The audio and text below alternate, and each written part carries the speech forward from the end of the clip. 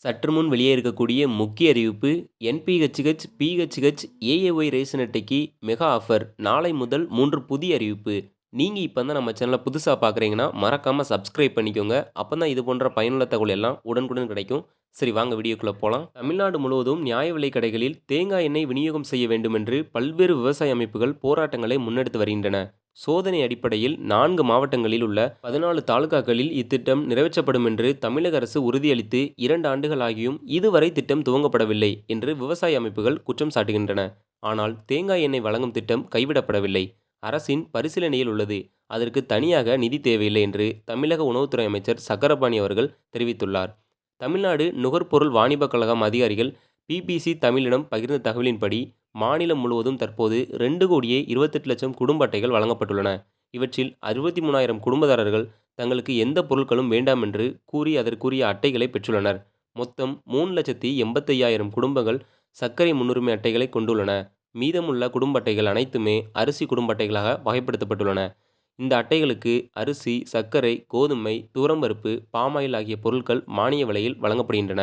மேலும் தமிழகத்தில் 2.28 கோடி குடும்ப அட்டைகளில் 1,14,00,000 முன்னுரிமை குடும்ப அட்டைகளுக்கு மட்டுமே மத்திய அரசால் 20 கிலோ அரிசி பொது விநியோக திட்டத்தில் வழங்கப்படுகிறது. அதிலும் 2 பேருக்கும் குடும்பங்களுக்கு மத்திய அரசு 12 கிலோ மட்டுமே தரும் நிலையில் மீதமுள்ள 8 கிலோ அரிசியும் மாநில அரசால் வழங்கப்படுவதாகவும், அது தவிர்த்து 1.14 கோடி குடும்ப அட்டைகளுக்கு அரிசி உட்பட அனைத்தையும் மாநில அரசே வழங்குவதாகவும் துறை அதிகாரிகள் தெரிவித்துள்ளனர். இவ்வாறு விநியோகிக்கப்படும் பொருட்களில் பாமாயிலுக்கு பதிலாக தேங்காய் எண்ணெயை வழங்க வேண்டுமென்று தமிழக விவசாயிகளின், குறிப்பாக தென்னை விவசாயிகளின் ஒருமித கோரிக்கையாக உள்ளது. இதற்கு பல்வேறு அரசியல் கட்சிகளும் விவசாய அமைப்புகளும் தனித்தனியாகவும் ஒன்றிணைந்து தொடர்ந்து போராடி வருகின்றன. இந்நிலையில் தற்போது கட்சி சார்பற்ற விவசாயிகள் சங்கம், ஏர்முனை இளைஞர் அணி ஆகிய இரு அமைப்புகளும் இணைந்து இந்த கோரிக்கையை வலியுறுத்தி 100 நாட்கள் 100 ரேஷன் கடைகள் முன்பாக ஆர்ப்பாட்டம் என்ற தொடர் போராட்டத்தை நடத்தி வருகின்றன. இதுவரை கோவை, திருப்பூர், ஈரோடு, திண்டுக்கல், தேனி, புதுக்கோட்டை, கரூர் ஆகிய மாவட்டங்களில் இந்த போராட்டங்கள் நடத்தப்பட்டுள்ளன. இந்த போராட்டம் பற்றி பிபிசி தமிழிடம் விளக்கிய ஏர்முனை இளைஞர் அணி மாநில துணைத் தலைவர் சுரேஷ், எங்கள் கோரிக்கை ஒன்றுதான். ரேஷன் கடைகளில் பாமாயிலுக்கு பதிலாக தேங்காய் எண்ணெயை மானிய விலையில் மக்களுக்கு கொடுக்க வேண்டும். இந்த கோரிக்கையை வலியுறுத்தி நவம்பர் 11 வரை 94 ரேஷன் கடைகளில் ஆர்ப்பாட்டங்கள் நடத்தியுள்ளோம். பிப்ரவரி 6ஆம் தேதி 100வது ஆர்ப்பாட்டத்தையும் சென்னை தலைமைச் செயலகம் முன்பாக நடத்த திட்டமிட்டுள்ளோம். அரசு இதை அறிவிக்கும் வரை எங்கள் போராட்டம் தொடரும் என்றார். இதேபோன்று தேசிய விவசாயிகள் விழிப்புணர்வு இயக்கமும் இந்த கோரிக்கையை தொடர்ந்து வலியுறுத்தி வருகிறது. இந்த அமைப்பின் மாநில செயற்குழு கூட்டம் கோவையில் டிசம்பர் 10ஆம் தேதி நடந்தது. அதில் முதல் தீர்மானமாக தமிழகத்தில் உள்ள அனைத்து குடும்ப அட்டைதாரர்களுக்கும் பொது விநியோக திட்டத்தில் பாமாயிலுக்கு பதிலாக தேங்காய் எண்ணெயை 2 லிட்டர் வழங்க வேண்டும் என்று கூறப்பட்டுள்ளது. ஸோ இதில் பார்த்தீங்கன்னா இந்த கோரிக்கையை முதலாக வலியுறுத்தி கடந்த 2022ஆம் ஆண்டு ஆகஸ்ட் 10ஆம் தேதி அன்று 25 மாவட்டங்களில் ஆர்ப்பாட்டம் நடத்தினோம். அப்போது டெல்டா மாவட்டங்களில் சோதனை முறையில் ரேஷன் கடைகளில் தேங்காய் எண்ணெய் வழங்கப்படும் என்று அரசால் அறிவிக்கப்பட்டது. ஆனால் அந்த திட்டம் செயல்படுத்தப்படாமல் 2023 ஆகஸ்ட் 17 அன்று தேனியில் போராட்டம் நடத்தினோம். அதன் பிறகு கோவை உள்ளிட்ட 4 மாவட்டங்களில் அரை லிட்டர் தேங்காய் எண்ணெய் 25 ரூபாய்க்கு ரேஷன் கடைகள் வழங்கப்படும் என்று அமைச்சர் சக்கரபாணி அறிவித்திருந்ததாக கூறியிருந்தார். பல்வேறு விவசாய அமைப்புகளும் தற்போது இதற்கான போராட்டத்தை தீவிரப்படுத்துவதாகவும் அமைச்சர் அறிவிப்பு செயல்படுத்தாததே காரணம் என்று கூறப்படுகிறது. கடந்த 2023 மே 7 அன்று கோவையில் தமிழ்நாடு நுகர்பொருள் வாணிபக் கழகம் கிடங்குகளுடன் பொருட்கள் கையிருப்பு மற்றும் விநியோகம் தொடர்பான மாநில அளவிலான ஆலோசனைக் கூட்டம் கோவையில் நடைபெற்றது. அதில் பங்கேற்ற தமிழக உணவுத்துறை அமைச்சர் சக்கரபாணி அவர்கள் செய்தியாளர்களிடம் பேசுகையில், தமிழகத்தில் கோவை, நீலகிரி, தேனி, கன்னியாகுமரி ஆகிய 4 மாவட்டங்களில் உள்ள 14 தாலுகாக்களில் பொது விநியோக திட்டத்தின் கீழ் தற்போது வழங்கப்பட்டு வரும் பாமாயிலுக்கு பதிலாக தேங்காய் எண்ணெய் அரை லிட்டர் வழங்கும் திட்டம் சோதனை முறையில் மேற்கொள்ளப்படும். அதற்கு கிடைக்கும் வரவேற்பை பொறுத்து தமிழகம் முழுவதும் இந்த திட்டம் விரைவுபடுத்தப்படும் என்று கூறியிருந்தார். அதற்கு பின் இந்த திட்டம் தொடர்பான எந்த அறிவிப்பும் வரவில்லை. இதுவரையிலும் அந்த திட்டம் எந்த மாவட்டத்திலும் செயல்படுத்தப்படவும் இல்லை. இந்த நிலையில்தான் தேர்தலுக்கு முன்பாக அதை செய்ய வேண்டும் என்று பல்வேறு விவசாய அமைப்புகளும் வலியுறுத்தி போராட்டத்தை துவங்கியுள்ளன. ஆனால் தேர்தலுக்கு முன்பாக இந்த திட்டம் செயல்படுத்த வாய்ப்பே இல்லை என்று திட்டவட்டமாக கூறியிருக்கிறார் உழவர் உழைப்பாளர் கட்சித் தலைவர் செல்லமுத்து. இந்த அரசின் பல்வேறு அறிவிப்புகள் வெறும் அறிவிப்பாகவே உள்ளன.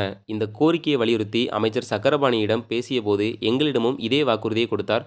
அதற்கு பின் ஒன்றுமே நடக்கவில்லை. மேலும் பேசிய செல்லமுத்து, தேங்காயின் மூலப்பொருள், தேங்காய் எண்ணெயின் முடிவுப் பொருள், தேங்காய்க்கு உரிய விலை கிடைக்காத சூழலில் தேங்காய் எண்ணெயை மானிய விலையில் அரசு எடுத்துக்கொண்டால் அதனால் நிச்சயம் விவசாயிகள் பயனடைவார். தற்போது தேங்காய்க்கு அதிக விலை கிடைப்பது போல ஒரு தோற்றம் உள்ளது. ஆனால் வாடல் நோய், வெள்ளை ஈ தாக்குதல் 1000 தேங்காய்கள் விளைந்த இடத்தில் 500 விளைகிறது. விலையேற்றத்திற்கு இதுவே காரணம். இதனால் விவசாயிகளுக்கு பயன் கிடைக்கவில்லை. ஆனால் விவசாயிகள் கோருவதைப் போல பொது விநியோக திட்டத்தில் 2 லிட்டர் கொடுப்பதற்கு சாத்தியமே இல்லை என்று கூறும் தமிழ்நாடு நுகர்பொருள் வாணிப கழகம் அதிகாரிகள், அப்படி கொடுத்தால் மானியமும் தர முடியாது, கட்டுப்படியாக கூடிய விலையிலும் மக்களுக்கு தர முடியாது என்றார்.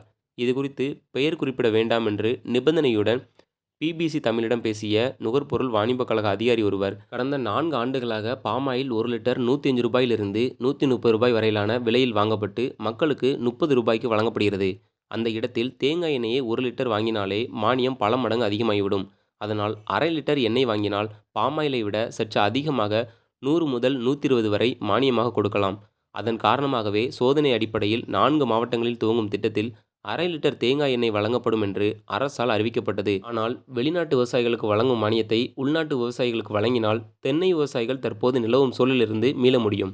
தமிழகத்தில் உள்ள 2.25 கோடியே குடும்ப அட்டைதாரர்களுக்கு தலா 1 லிட்டர் வீதம் தேங்காய் எண்ணெய் கொடுத்தால் அதற்காக 250 to 300 கோடி வரை தேங்காய் கொள்முதல் செய்யப்பட வேண்டும். அதனால் விவசாயிகளுக்கு நல்ல விலை கிடைக்கும். இவை ஒருபுறம் இருக்க, பொது விநியோக திட்டத்தில் முதலில் சேர்க்கப்பட்ட 4 மாவட்டங்களில் அன்றாடம் சமையலுக்கு தேவைப்படக்கூடிய தேங்காய் எண்ணெய் பயன்படுத்துவது அதிகமாக இருப்பதால் தான் அந்த மாவட்டங்களை தேர்வு செய்வதாக உணவு வழங்கல் துறை அதிகாரிகள் கூறுகின்றனர். ஆனால் மற்ற மாவட்டங்களில் அதற்கு வரவேற்பு கிடைக்குமா என்ற சந்தேகமும் பலரிடம் இருக்கிறது. கடந்த ஆண்டில் இந்த திட்டத்தை செயல்படுத்துவது தொடர்பாக கோவை, நீலகிரி, தேனி, கன்னியாகுமரி ஆகிய மாவட்டங்களைச் சேர்ந்த நியாய விலைக் கடைகளில் பொதுமக்களிடம் கருத்து கேட்பு நடத்தப்பட்டது.